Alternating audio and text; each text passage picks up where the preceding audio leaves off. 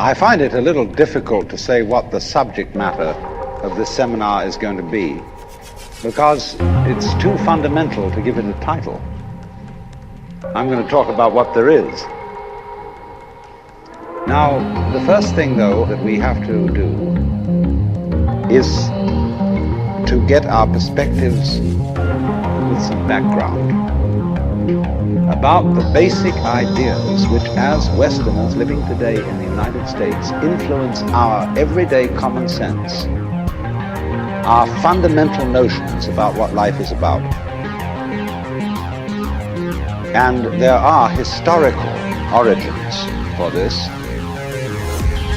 which influence us more strongly than most people realize. Ideas of the world, which are built into the very nature of the language we use, and of our ideas of logic and of what makes sense altogether. And these basic ideas I call myth, not using the word myth to mean simply something untrue, but to use the word myth in a more powerful sense. A myth is an image,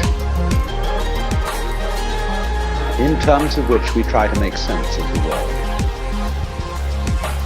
And we at present are living under the influence of two very powerful images, which are, in the present state of scientific knowledge, inadequate.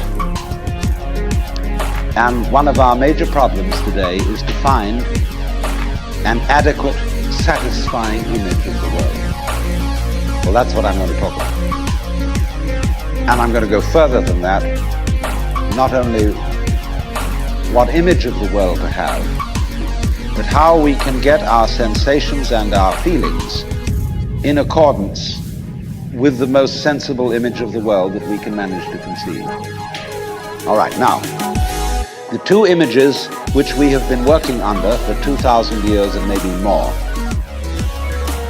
are what I would call two models of the universe, and the first is called the ceramic model, and the second, the fully automatic model. The ceramic model of the universe is based on the book of Genesis, from which Judaism, Islam, and Christianity derive their basic picture of the world. And the image of the world in the book of Genesis is that the world is an artifact. It is made.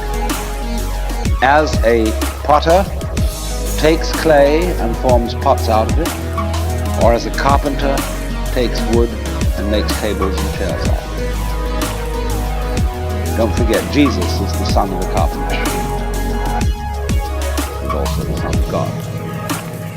So the image of God and of the world is based on the idea of God as a technician, potter, carpenter, architect, who has in mind a plan and who fashions the universe in accordance with that plan.